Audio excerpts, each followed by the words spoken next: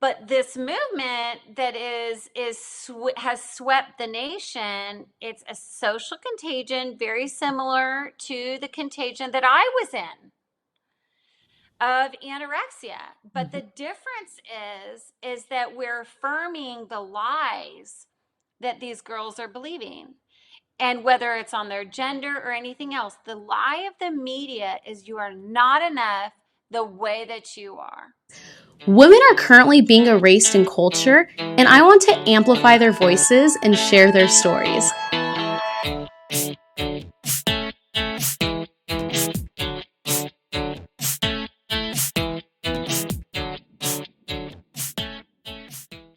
Hi, everyone, and welcome to episode 15 of This is a Woman podcast. I cannot believe we're already at episode 15. So thank you to all of you that have been listening and sharing the podcast. It really means so much.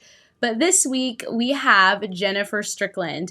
And Jennifer Strickland and I actually met over social media because she has her own podcast called I Am a Woman podcast, and she has some amazing episodes out, so go check out those episodes, as well as she is a mother, she is a wife, she is an author, she has her own website called Your More, and so we're going to dive into that today on today's episode, as well as she was a model, and she's modeled not just everywhere here in the United States, but she's been in Germany, she's been in France, she has modeled across the world. And now she's sharing her testimony and her story of falling into the social contagion of an eating disorder and how that led to being suicidal, but then led to being saved. And she compares that to the current social contagion we see today with gender identity. So we have some amazing things we're going to talk about today, and I'm so excited for you all to hear from Jennifer. Hello, Jennifer. We are so excited to have you on This is a Woman podcast. And I've already given all the listeners a rundown about who you are and all the amazing things you're doing. And so now I would just love for them to hear your testimony from you yourself. Well, thank you so much for having me on the show, Sophia. I was so excited when I saw that you are doing This is a Woman podcast, right? And I'm doing I Am a Woman podcast. So we are definitely soul sisters. Yes. Yeah, it's been an interesting journey that has led me to this place. I grew up in the modeling industry and got out of it at around 2020, probably 2022 years old. And when I did, I was like at rock bottom. I had an eating disorder and I had been really manipulated by the media to believe lies about my self-image. So that's how I ended up doing what I do now. I love that you didn't just choose to get involved in this and choose to speak out about womanhood and all these issues that you firsthand have experienced.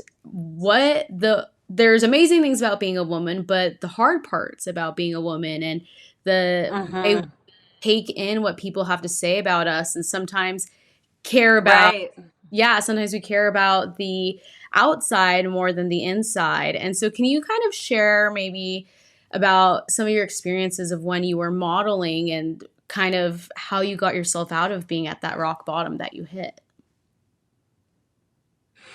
So I started modeling when I was like 8 years old. And it was basically because I was klutzy. I was not coordinated. And so my mom tried putting me in sports, right? And gymnastics and jazz and tap and softball. And I was not good at any of it.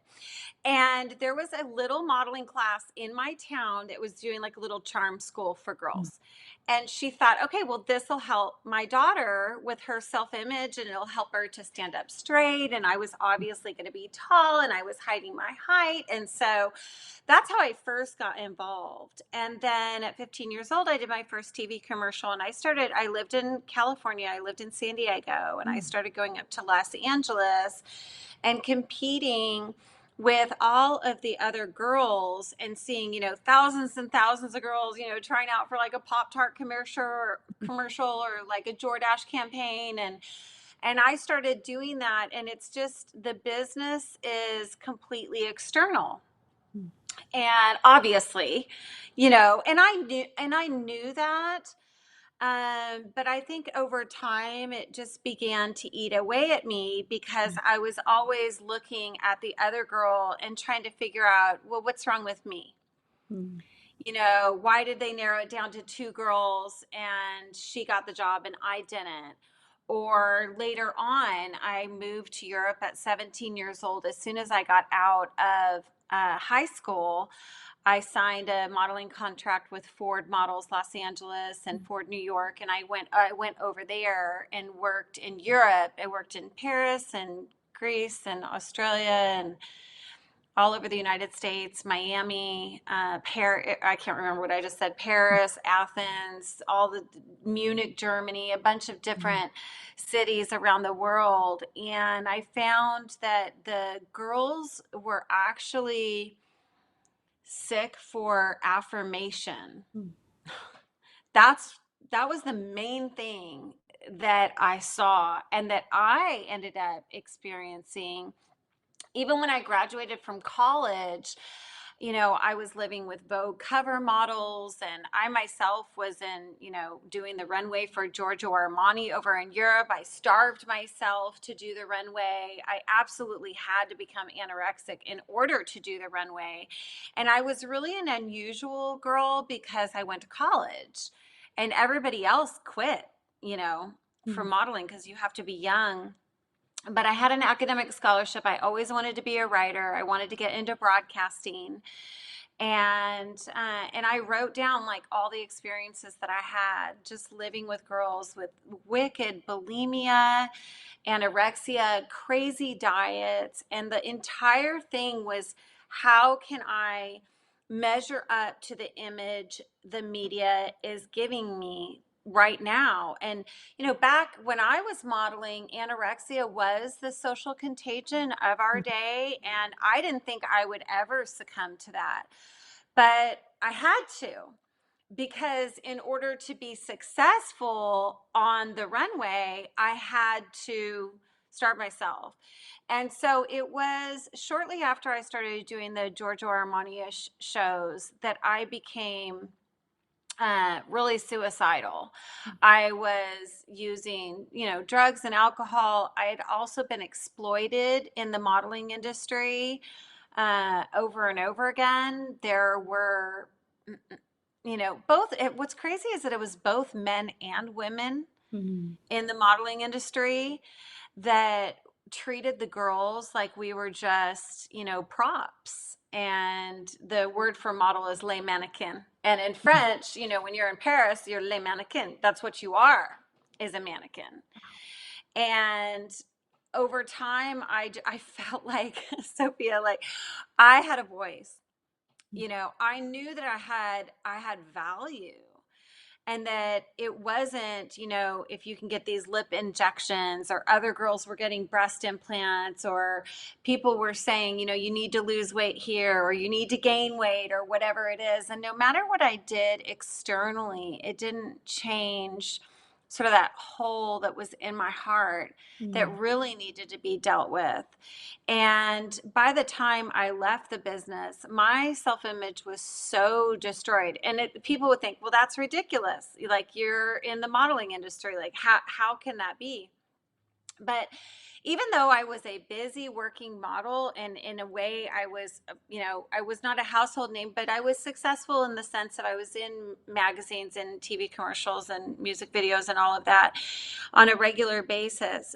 But you cannot get your identity from something that's always changing. And your body is always changing, and your appearance is always changing, right? If we look at a woman who is 80 years old, her appearance changed her entire life. And so for me, I was getting my identity from something that was so, so fleeting. And I had no idea that that was causing the depression. And I also got into a little bit of self-harm and suicidal thoughts and all of these things. I was reading vampire novels. Like, I became very dark. And I also became very sick. My hair started falling out, dark circles under my eyes. And it was really about pleasing man, pleasing what people said I was supposed to look like and be like, or it was about pleasing the mirror, and it was about pleasing the media. And so when I was at a really difficult place, there were some people over in Europe that reached out to me and actually invited me to go to church, is what happened. There were some people who were handing out Bibles in a park in Germany, and it was right out after I had, I was having terrible nightmares and dreams and thinking of ending my life. I mean, I started out to be a very bright, young, joyful girl. But the lies of the media really infected my mind. And so I ended up going to church with these people. I didn't read the Bible. I didn't come from a Christian family. My parents are Christians now, but they weren't then, and we didn't go to church.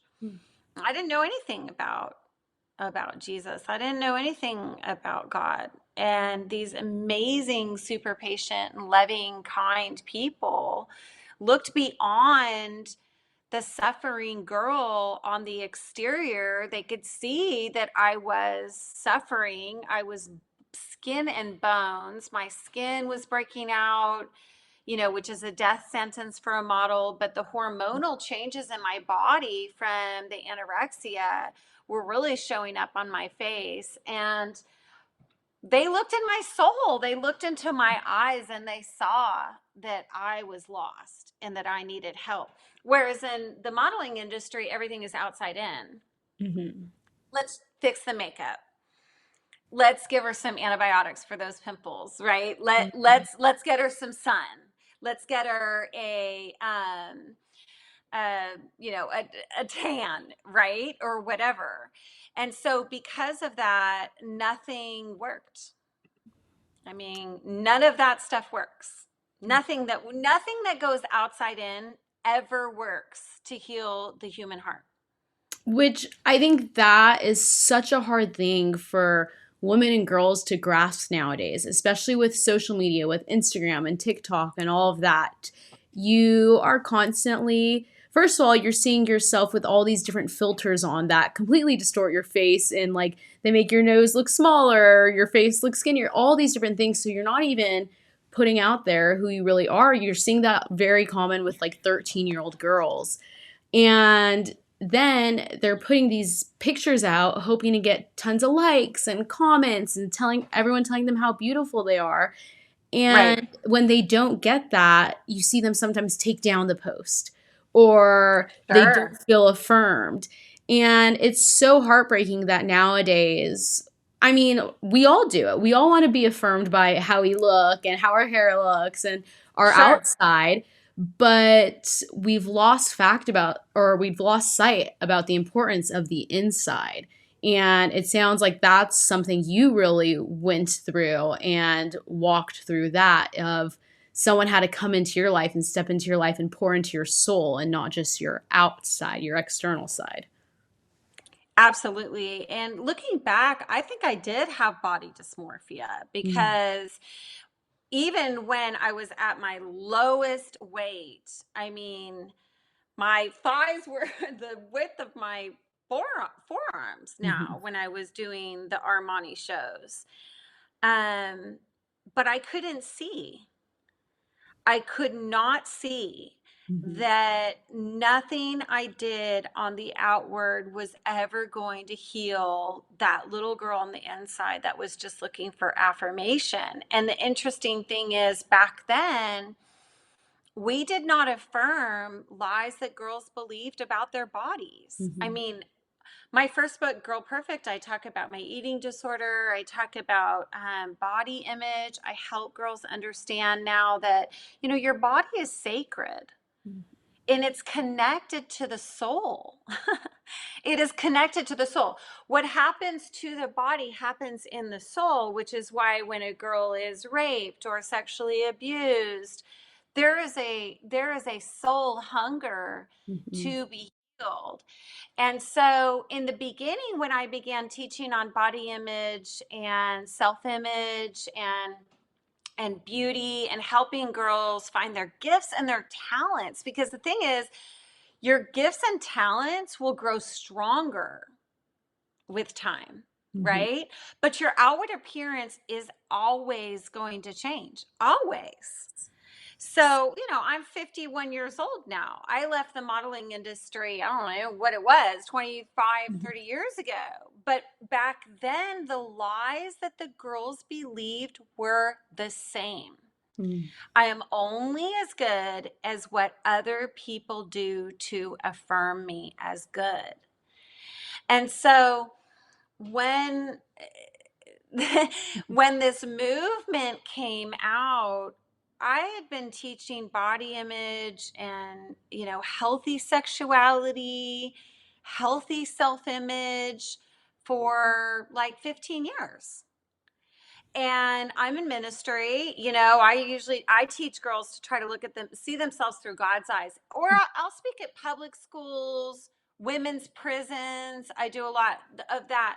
The lies they believe are the same. I get who I am from the man or the woman standing in front of me. I get who I am from my body or the use of my sexuality. Or I get who I am for how I compare to the images of the media, or I get or the expectations of the media, whether it's your morning routine or it's your appearance, right? Or I get who I am from the way that I look in the mirror. And all of those are false sources of identity. As Jordan Peterson says, identity is fixed. A healthy identity is fixed. I am a daughter of God. I am a child of God. Okay, right there. That doesn't change. Somebody can bully me. They can cancel me on social media, which they're trying to do now. My gosh, they're making my life difficult. Um, you know, I can be rejected. A woman could go through a divorce. It doesn't matter. She's still a child of God. She's still a daughter of God. Her body is still sacred. Her body is still holy. That becomes a fixed identity. But this movement that has swept the nation, it's a social contagion very similar to the contagion that I was in of anorexia. But the difference is that we're affirming the lies that these girls are believing. And whether it's on their gender or anything else, the lie of the media is you are not enough the way that you are. That you have to change something about yourself to get to beautiful or to be powerful or to be enough, whether it's the way that you organize your pantry or the filter that you put on or you change your gender. It's the same exact lie. And so I don't, as I have watched this develop and studied it super closely, just having been, someone who's written so much on books on body image and so forth, I have found it unbelievable almost that Christian women who have been writing books and Bible studies forever, or pastors or teachers, leading women who I've looked up to for so many years, are saying nothing. You know why? Because they also are held captive by the lie of affirmation. I need people to affirm me for me to be good. And so I'm not going to speak out on things that are controversial. And in the meantime, we have the Leah Thomases of the world, right? We have the whole situation with the sports. We have the situation with the bathrooms, but we also have gender mutilation Mm-hmm. Genital mutilation going on in our country.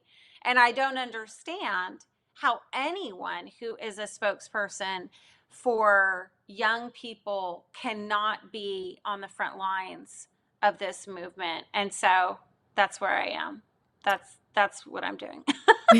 Yeah, no, I love that. And I love that you touched on, if you are like a spokesperson, if you're on the front lines of ministry and talking to women and young girls and you're not touching on this, like that's a problem. And that's kind of why we get to where we're at. And even the connection you made when there was the social contagion going on with girls being anorexic, when Yes. girls were skin and bones, their parents weren't telling them, you're right, you are fat, keep not eating. No, you have to have someone in your life to get you that help you need, to get you in the right programs, to get you eating the right food, to get you out of that. But you're right, now what we're seeing today is when these little girls are saying, well, I don't know, maybe I'm not a girl, I don't feel comfortable in my body, all these things. The first answer that we're seeing across the nation, across the world is, Right. you're right, you must be a boy. Or let's stop your natural body process of puberty. Let's pause that for a little bit and wait for you to figure that out, which I think is so interesting because I think we've seen this social contagion of the whole trans ideology blow up, especially just the past 3, 4, 5 years. I mean, it's been going on a Sure. little bit longer, but it's really blown up recently. But I would say 5 years ago, we saw a lot of things on social media being talked about fertility rates decreasing. And you would start seeing, okay, well, these are the best things as a woman to eat to balance your hormones and help with your fertility. And this is the best workouts to do. And these are all the best things Right. so your hormones can be balanced, so you can have great fertility and have children. And now, like you said, we're seeing this mutilation. We are now seeing girls having their breasts removed. We are seeing them put on hormone blockers. All these things that they're doing at 12 years old, not even realizing that they now most likely won't be able to have children one day. And these things that they're doing are irreversible. And so it's Right. quickly changed from how can we best take care of ourselves and balance our hormones to all of a sudden cutting off the hormones of young girls. And I just love that you're touching on this and able to use your story and connect it to what's going on, because you're right. There's not enough women, honestly, talking about this and bringing light to this. Like any woman that has any kind of platform needs to bring awareness to this because, one, we're being erased. 2, our bodies are being harmed. 3, we're letting girls live in this lie. And it absolutely just breaks my heart. Yeah. But I do want to dive into, you were saying that these people came into your life and poured into your soul, and that's really what helped get you out of that. And so can you kind of explain that process? Because I think that's the same process current girls need today, whether they're dealing with eating disorders or whether they're confused on their gender and identity. Absolutely. Well, the number one thing is you have to actually have your eyes peeled for people who are hurting. And when I look back on my story, we just did a new release of my book, Girl Perfect, or we're getting ready to release it again. And so I had to reread it again, my story. And I was thinking, what is this really about? It's about reaching out and opening your eyes to people who are hurting. I was sitting in a park the day after I considered wanting to end my life. And some people in the park they were playing guitars and they were handing out Bibles in the park. And they gave me one. And they started talking to me in German. I didn't even speak German. I didn't speak German. I didn't speak a word of their language, but they saw somebody who was hurting and they stopped and they spoke to me and we figured out a way to communicate, and they realized that I was alone in Europe and they invited me to come to dinner with them, and they got me an English translator at the church. I'd been there like 3 times and they're like, maybe we need to get somebody who can translate for you. It's like, you know what? I love this place. Like, Yeah. people are all shapes and sizes. Children are singing. There's joy here. I mean, I was in the like upper echelon life of Giorgio Armani's fashion Mhm. parades, and I saw the hunger Mhm. and the loneliness. I saw the way girls were accepted and rejected just on a dime. I saw them cry their eyes out. I saw them starve themselves. And this is the other thing I wanted to say about, it's not just what parents and people like that are saying. You know, the girls in the modeling world, we egged each other on. Mm. Yeah. So there was websites and all kinds of things where girls taught each other how to be anorexic, how to lose weight, what diet pills to take. We challenged each other, and so it became a breeding ground for eating disorders. And people denied in the business, and the parents even denied that it was really happening, because they were so enthralled with the image of it. Mhm. And it wasn't until, like I said, those people reached out to me. They got me an English Bible. I began reading it for the first time, and I began to realize, so many things. um Jesus can heal you. Number one, that he has the power to heal any broken Mhm. heart, any broken spirit. Um, that he loved and cared for women. You'll never see a single example in which he forced a woman to submit to anything. Mhm. Um, in every case, he lifted them from a place of shame to a place of honor. And the Bible for me personally became like my food. Mhm. In fact, I actually went and fasted, which people say you shouldn't do that with an eating disorder, but I'm not the only one who's healed that way. I went and fasted and read the New Testament for the first time, and just got away from the business and got away from all the voices around me. And he healed me and delivered me and during that fast, and gave me eyes to see. And hmm, I later on went on to study brainwashing Mhm. and mind control and how it works.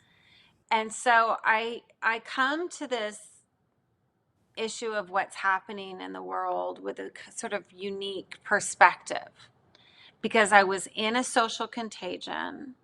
I was brainwashed completely to believe that I was not enough the way that I was. And I learned how thought reform works, and I learned how girls end up turning on themselves.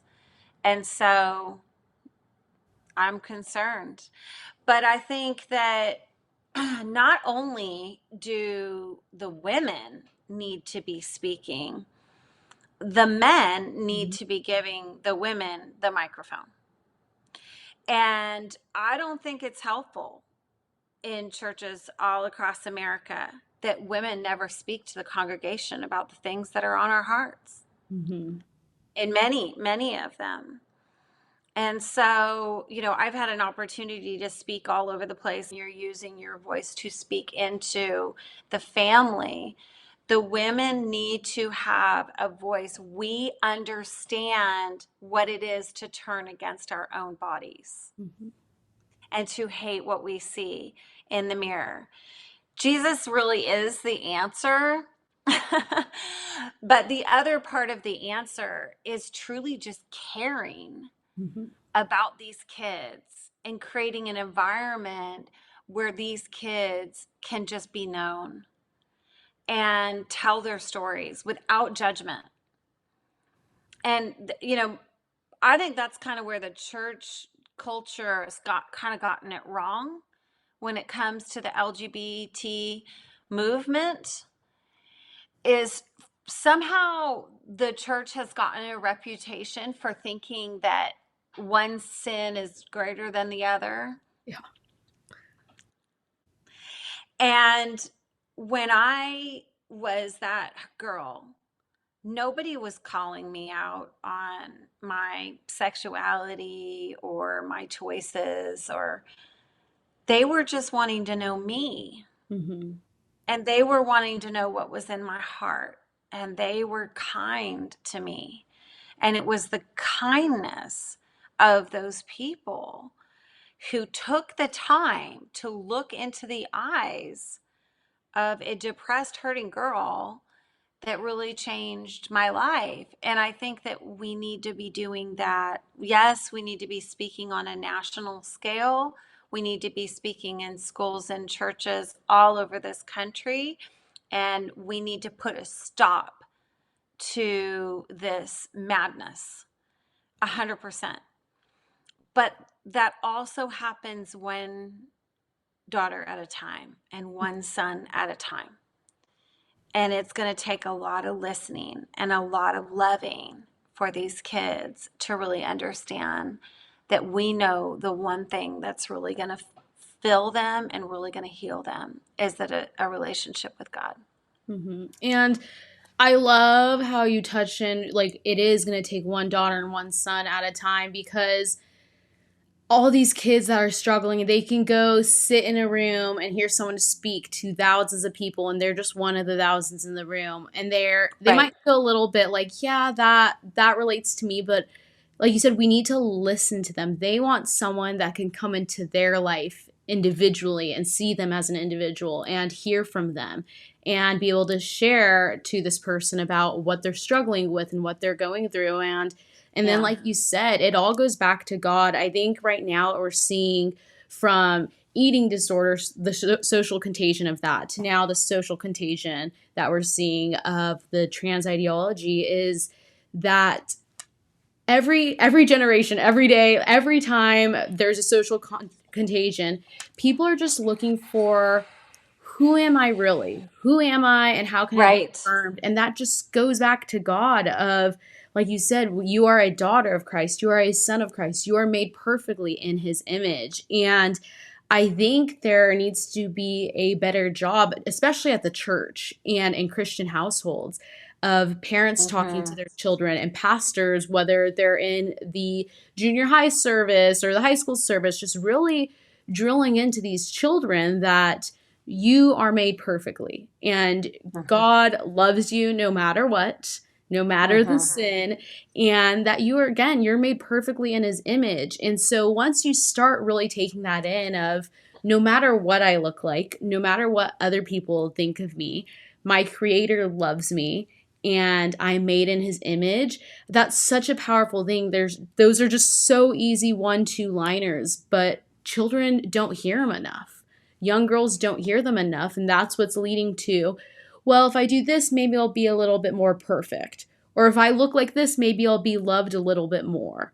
And that's Mm-hmm. just not true. And like you said, I think the church fails in talking about that all the time, as well as, you're right, I think, especially from girls, they need to hear from Yeah. older women about who you are. And because a man can sit up there all day and tell us, you're a daughter of Christ and you're perfect no matter what, but no man, and Yeah. I know men go through their own things, but no man will ever understand what it's like to be a 14-year-old girl in the midst of puberty, and when all the 14-year-olds around you look very different and have very, Mm-hmm. just going through those changes. No girl enjoys that time. No girl Mm-hmm. likes the way they look or anything like that, and a man just can't relate to that. And I think men need to step up in this space as well, but we need to make sure women have the voice to share about that to young girls. And I love that you're doing that and that you're touching on that and fighting for that opportunity to have that voice to share with these girls. It's so encouraging, and I'm like, just love being able to see everything you're doing with that. Thank you. And I'm so proud of you too. And this is our time. I Mhm. think for many years we would go to women's retreats and hear like such a time as this, the Esther generation and all of this. And we've heard it, but it is now. It Mhm. is now. And the way that this movement is going to turn around is by an understanding of the beauty and the power of biblical gender. Mm-hmm. Biblical gender is so powerful. Woman's voice in Hebrew means voice of fire. That's the name woman in Hebrew means voice of fire. We have a voice right now that can purify this movement. But I think that the more women who do have an opportunity to speak and to knock on the doors and say, hey, pastor, like, let's address what's going on. Let's address it. Let's address it because the Bible actually has the answers. Mm-hmm. It is so many answers about body image and your body being holy and this concept that it's going to be healed outside in. There is no hormone. There's certainly no puberty blocker. They're messing with kids' brains when they put them on these puberty blockers, cutting off a young woman's breast. All of that is the ultimate of self-harm. Mm-hmm. That it starts with, I'm going to cut myself here, I'm going to cut myself here, but it ends with now adults are going to participate in this lie. And honestly, you cannot reason with someone who's believing a lie at all. You can tell someone all day long, you're beautiful, you're made in God's image. If they're believing a lie, they're not going to hear that. Instead, you have to help them understand the lie that they are believing and identify the lie that they are believing first. Do you really believe that if other people affirm you, that makes you good? Do Yeah. you need their likes? Do you need that perfect picture to feel better about yourself? Once a girl understands, I'm believing a lie, my body is Mm-hmm. actually never going to be enough. It's always going to change. It's going to waste away. And might as well just be the best I can be in the skin that I'm in. And if we can encourage them, they don't have to believe in God for that. You have gifts and talents. You have abilities on the inside of you. And Satan wants us to be focused on the outside, on the image. And this is the other thing the Bible says, is that when you're scrolling, you're looking at images, it says the more that you look at images of man, the more your heart's going to be filled with darkness. That's from Romans. So you have to teach them to turn away from the images of man and turn and look to God for their value, because the more you look to him, those that look to him are radiant. So it's the opposite. It's the opposite. But it takes, oh my goodness, it takes so much love and so much care Mm-hmm. for each girl. And it takes you doing what you're doing and me doing what I'm doing and pastor stepping up into the plate and say, this Sunday we're going to hear from a woman Mm-hmm. who has been suffering under a social contagion, who knows what this feels like, who was brainwashed by the media, and who broke through with the power of Jesus. So we're going to give those women a voice, and they're finding their voice. If they don't get it behind the pulpit at church, look at it on social media, because Mm-hmm. God is moving his daughters right now, because this is happening on our watch, and it's our responsibility to be a voice of truth for these young ladies and to protect them from something that could bring them so much harm. Mm-hmm. And I kind of want to wrap up with I have a lot of young girls that listen to this. I have college Okay. girls, but I also have a lot of moms that listen to this that have younger daughters. And their daughters are constantly being fed the lies that they're not perfect in their body and all these different things. And it's not about the internal, but it's about the external, whether it's from social media or their classmates or their professors. They're being fed those lies. And what advice could you give to the mom that's looking for the best way to talk to her daughter about this and let her daughter know that she's made perfect in the image of God? And do you have I know you have your books, but do you have like a specific book you want to mention for that, or great resources, or just what's your advice to the mom right now? Well, the number one thing that I would encourage is to have judgment-free, vulnerable conversations with your daughter. It anything that is harming her self-image, she can quit.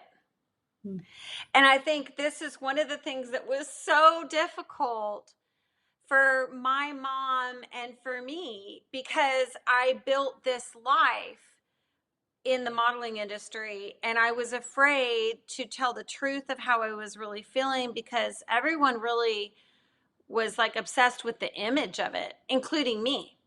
We all thought it was so exciting, right? She's in Vogue, she's in this, she's on MTV's House of Style. Like, this is the greatest thing ever. It's not the greatest thing ever. I don't care if it's drama, it's sports. You've got to pull them out of a school, a club, a friend group, whatever environment that is affirming the lies that they are believing about themselves. They have to leave that environment. I had to leave the business. There's other girls that can go into the modeling industry as a Christian, but by the time I got to the end of it, it was destroying me. And so my book, Girl Perfect, the Girl Perfect book, this is Confessions of a Former Runway Model. This book tells the story of what it was like behind the scenes. And it's also like a really good conversation starter with these girls, because it's such a page turner about the whole exciting life behind the scenes and then what it really looked like when the veil came off. And it's a really good way to talk to them about their image, their body, how they define success, how they define fulfillment. And then the Girl Perfect Study Guide is the Bible study. And we're just re-releasing this now, actually, for social media generation. I updated it with references to social media for girls. And if you could do a group of girls that is like the Get Real Girlfriends group, like, we're just going to get honest. There's going to be no judgment. Doesn't matter what you're struggling with. Moms, don't act shocked. Don't act shocked. If they want to change their gender, they want to change their hair, they want to get a tattoo, or they've done some things that they normally would never tell their moms, you can't act shocked. You need to realize that we were all struggling at one time. So I really recommend the Girl Perfect journey for girls. It's got videos and all of that are on my website. And then I just wanted to mention this too. I have my book, Beautiful Lies, is in Spanish. Mentiras Atractivas. We just sent this over to Chile to like thousands and thousands of girls, because the social contagion going on over there is eating disorders and body image. So they haven't been hit with the same movement, but this is all body image stuff at the very core of it. And then for a women's book, for deeper, Identity in Christ is the same, but in English is Beautiful Lies. And then I also wrote a book, More Beautiful Than You Know, that teaches teen girls their identity in Christ and has like 30 days of devotions in the back. But all of my work basically shows girls what the Bible says about their bodies, their identity, their sexuality. And I'm writing a new one now on biblical gender. So somebody pray for me. Oh, that's so exciting. And I love that you have these books, because I know when I was younger, that's like my mom got different books, and that's kind of how we walked through together, reading about puberty and body changing and all of those things. Right. But now what we're seeing is it's hard to find a book that talks about the truth, that you can't change your puberty, and that talks about the truth of these things girls go through. So I love that you have like the study guide and then devotions in it. And I think that's a great idea. If you are a mom listening to this right now, I'll put the information in the caption and all that, but go get that book and that's like your book for you and your daughter to read through together, because I think that's a powerful thing when it's not just your mom or a mom telling their daughter something, but when there's that outside piece, when it's that book where it's not just me saying this, it's other people say this. I just think that's really powerful for daughters to, I think when girls are younger, they don't always love to listen to their mom and everything she has to say. So when there's the outside piece, when there's that book coming in, I think it makes such an impact. And with that, I always like to end it with if there's any last thing that you want to touch on or say or share that you felt we didn't get to touch on yet. I would just encourage, especially if you're a young woman out there, and moms as well, but just specifically to the young women, talk about your struggles. Use your voice. Use your voice. I think that was the biggest thing I was afraid to do. That if I said out loud how I was really feeling, then I was going to be ashamed, or I would have to leave the business, or I don't know why I was so afraid to say, this is what's going on behind the scenes. And this is not healthy and it's not good for me. And so I would just encourage girls to use your voice. Use your voice with a trusted mentor. And then also use your voice in your school environment. Don't affirm the lies that people are believing. Stand up. Stand up for biblical gender. Say, no, I'm not going into that restroom at my school. I mean, I had girls at an event come and tell me they were putting litter boxes, literally, litter boxes in their schools. And I told the girls, take the litter box, walk it down to the principal's office, and leave it at the door. Like, do not comply. Do not comply. And the more the opposition comes when people say, you can't say that, you can't do that, you're probably on the right track. To use your voice to speak truth into the hurting generation. And so I'm just so proud of you, Sophia. Like, I love what you're doing. I'm behind you 100%. I love that we're like neck and neck with our woman podcast. So we want to support one another, and you keep up the good fight, sister. You're on the right track.